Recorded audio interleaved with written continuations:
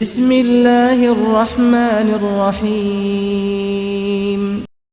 اگر آپ اسلامی معلومات حاصل کرنا چاہتے ہیں تو ابھی ہمارے یوٹیوب چینل کو سبسکرائب کریں اور ساتھ میں بیل آئیکن کو بھی ضرور دبائیں تاکہ ہماری ہر نئی ویڈیو کا نوٹیفیکیشن آپ کو فوراً مل سکے۔ ہم آپ کی خدمت میں لے کر آتے ہیں مستند اسلامی سوالات و جوابات، قرآن و حدیث کی روشنی میں علمنی دین، ایمان افروز واقعات اور دین اسلام کی سچی تعلیمات۔ آج کا مضمون ہے حضرت یونس علیہ السلام کے بارے میں مکمل تفصیلی۔ حضرت یونس علیہ السلام کا مچھلی کے پیٹ میں جانا۔ جب حضرت یونس علیہ السلام نے اپنی قوم کو بار بار اللہ کی طرف بلایا لیکن وہ ایمان نہیں لائے تو آپ اللہ کے حکم کے بغیر ہی اپنی قوم کو چھوڑ کر چلے گئے۔ آپ ناراض تھے اور غصے کی حالت میں اپنی بستی سے روانہ ہوئے۔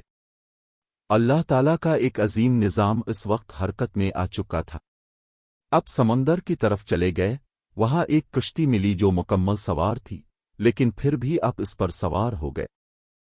کشتی کا ہچکولے کھانا۔ جب وہ کشتی سمندر میں پہنچی، اچانک سمندر میں سخت طوفان برپا ہو گیا۔ ہر شخص خوف میں مبتلا ہو گیا۔ کشتی کے لوگ سمجھ گئے کہ یہ کوئی معمولی بات نہیں بلکہ کوئی بندہ اللہ کی نافرمانی کر کے کشتی میں سوار ہے۔ پرانی روایات کے مطابق اس وقت وہ لوگ قرعہ اندازی کیا کرتے تھے تاکہ پتہ چلے کہ وہ گناہگار کون ہے۔ قرعہ نکالا گیا اور 3 بار قرعہ حضرت یونس علیہ السلام کے نام پر نکلا۔ حضرت یونس علیہ السلام کا دریا میں چھلانگ لگانا۔ جب یہ قرعہ حضرت یونس کے نام پر آیا تو آپ کو یقین ہو گیا کہ یہ اللہ کا حکم ہے۔ اپنے دریا میں چھلانگ لگا دی۔ روایات میں آتا ہے کہ جیسے ہی حضرت یونس علیہ السلام دریا میں گرے، ایک عظیم الشان مچھلی کو اللہ نے حکم دیا کہ اے مچھلی، میرے نبی کو نگل لے، لیکن ان کی ہڈی توڑنا نہیں، ان کے جسم کو نقصان نہ دینا۔ مچھلی کا حضرت یونس کو نگل لینا۔ اللہ کے حکم سے ایک بڑی مچھلی نے حضرت یونس علیہ السلام کو زندہ نگل لیا۔ وہ مچھلی اتنی بڑی تھی کہ اس کے پیٹ میں حضرت یونس کو زندگی ملی ہوا بھی پہنچ رہی تھی، لیکن مکمل اندھیرا چھا چکا تھا۔ اس اندھیرے میں 3 تاریکیوں کا ذکر آتا ہے۔ 1 رات کی تاریکی، 2 سمندر کی گہرائی، 3 مچھلی کے پیٹ کی تاریکی۔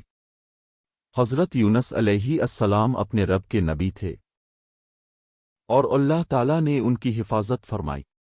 یہ ایک عظیم نشان عبرت تھی اور اللہ کی قدرت کا مظاہرہ۔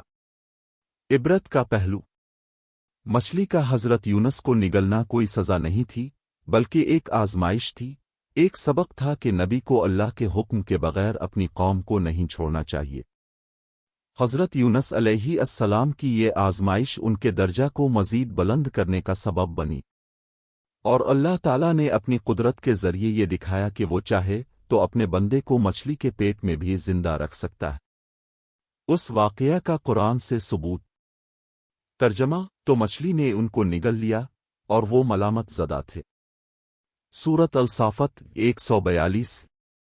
حضرت یونس علیہ السلام کی دعا۔ حضرت یونس علیہ السلام کی ندامت بھری فریاد۔ جب حضرت یونس علیہ السلام مچھلی کے پیٹ میں داخل ہوئے تو ان پر ہر طرف سے تاریکی چھا چکی تھی۔ چاروں طرف خاموشی، اندھیرا، سمندر کی سردی اور مکمل تنہائی۔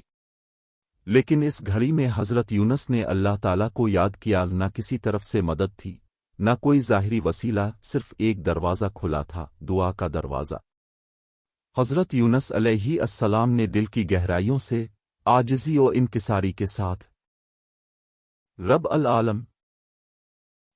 العالمین کے حضور یہ عظیم دعا کی۔ قرآن کی عظیم دعا، دعائے یونس۔ لیا نلے نلوا اینت صابہ نوے نوانتم نے الزوالم نے۔ سورۃ الانبیاء 87۔ ترجمہ، تیرے سوا کوئی معبود نہیں تو پاک ہے، بے شک میں ہی ظالموں میں سے تھا۔ اس دعا کے الفاظ میں عظیم پیغام۔ 1 لیا نلے نلوا اینت، توحید کا اعلان۔ حضرت یونس نے سب سے پہلے رب کی یکتائی کا اقرار کیا۔ 2 صابہ نوے اللہ کی پاکی بیان کی کہ وہ ہر عیب و خطا سے پاک ہے۔ 3 نوانتا نے الزوالم نے اپنے گناہ کا اعتراف کیا عاجزی و ندامت کے ساتھ۔ یہ دعا کیوں خاص ہے؟ یہ ایسی دعا ہے جس میں توحید ہے، تسبیح ہے، اعتراف گناہ ہے، اللہ کی طرف رجوع ہے۔ یہ وہ کلمات ہیں جو اللہ تعالیٰ کو بے حد محبوب ہیں۔ اس دعا کے فضائل حضرت محمد نے فرمایا، جس نے اس دعا کو کسی مشکل وقت میں پڑھا اللہ تعالیٰ نے اس کی مشکل کو دور فرمایا۔ ترمذی شریف۔ ایک اور حدیث میں ہے، کیا میں تمہیں ایک ایسی دعا نہ بتاؤں جو مصیبت میں یونس نبی نے پڑھی اور جو بھی اسے پڑھے گا اللہ اس کی دعا قبول کرے گا۔ دعا کی قبولیت کے اسباب۔ حضرت یونس علیہ السلام کی دعا اللہ نے کیوں فوراً قبول فرمائی؟ 1 وہ مخلص نبی تھے۔ 2 ان کے دل میں پوری سچائی اور توبہ تھی۔ 3 وہ نیکی کرنے والوں میں سے تھے۔ 4 انہوں نے اللہ کو ہر حال میں یاد رکھا تھا۔ 5 انہوں نے اپنے قصور کا اعتراف کیا۔ آج کے مومن کے لیے سبق، جب کوئی مشکل آئے تو اسی دعا کو اپنائیں۔ اللہ کی ذات سے نا امید نہ ہوں۔ اگر گناہ ہوا ہے تو فوراً توبہ کریں اور اللہ کی پاکی بیان کریں۔ دل کی گہرائی سے ریاکاری کے بغیر اللہ کو پکاریں۔ قرآن میں اس دعا کا نتیجہ النباء 88۔ ترجمہ، پس ہم نے ان کی دعا قبول کی اور انہیں غم سے نجات دی، اور ہم مومنین کو اسی طرح نجات دیتے ہیں۔ حضرت یونس علیہ السلام کی دعا صرف مچھلی کے پیٹ میں پڑی جانے والی ایک فریاد نہیں، بلکہ یہ قیامت تک کے مومنین کے لیے ایک خزانہ ہے۔ یہ دعا وہ کنجی ہے جو ہر قید، ہر غم اور ہر پریشانی کا تالا کھول سکتی ہے، بشرطے کہ وہ دل سے پڑھی جائے۔ جب حضرت یونس علیہ السلام مچھلی کے پیٹ میں تنہا اللہ رب العزت کو پکار رہے تھے، ان کی زبان پر صرف توبہ، عاجزی اور توحید کے الفاظ تھے۔ ان کی وہ عاجزانہ دعا آسمانوں تک پہنچی اور عرش الہی کے گرد موجود فرشتے اس آواز کو سن کر حیرت میں پڑ گئے۔ فرشتوں کی حیرت۔ فرشتے کہنے لگے، اے رب، یہ آواز تو ہمیں جانی پہچانی لگتی ہے، یہ وہی بندہ ہے جو زمین پر تیرے نام کی تسبیح کیا کرتا تھا، آج یہ کہاں سے آواز دے رہا ہے؟ اللہ تعالیٰ نے فرمایا، ہاں، یہ میرا نبی یونس ہے جو مچھلی کے پیٹ میں ہے۔ فرشتوں کی دعا اور سفارش۔ جب فرشتوں کو یہ معلوم ہوا کہ حضرت یونس علیہ السلام اس وقت نہایت سخت حالت میں ہیں، مچھلی کے پیٹ میں، مکمل تاریکی میں، اور اس عالم میں بھی رب کو پکار رہے ہیں، تو فرشتوں نے بارگاہ الہی میں سفارش کی، اے اللہ، یہ وہ بندہ ہے جو ہر وقت تسبیح کرتا رہا، اب یہ مصیبت میں ہے تو اس پر رحم فرما، اس کی توبہ قبول فرما۔ اللہ کا جواب، فضل و رحمت کی بشارت۔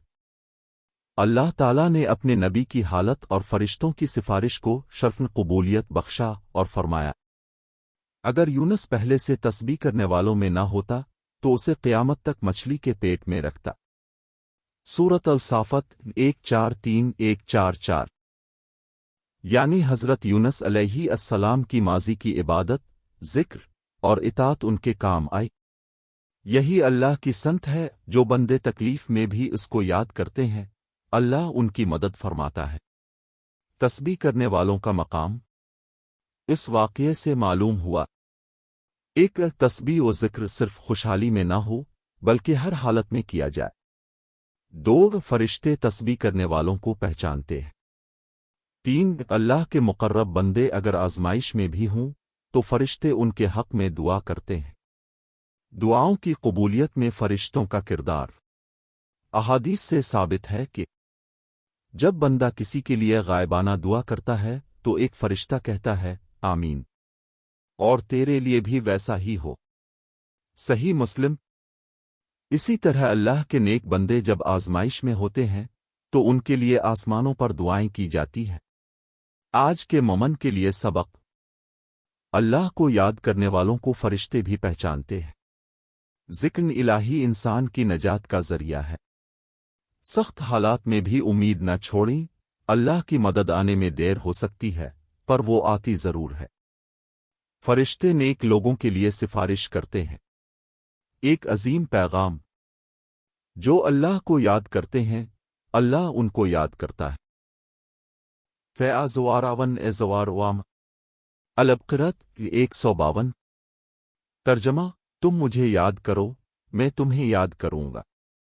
یہاں پر حضرت یونس علیہ السلام کی دعا، فرشتوں کی پہچان اور اللہ کی رحمت کا ایک نرالا منظر مکمل ہوتا ہے۔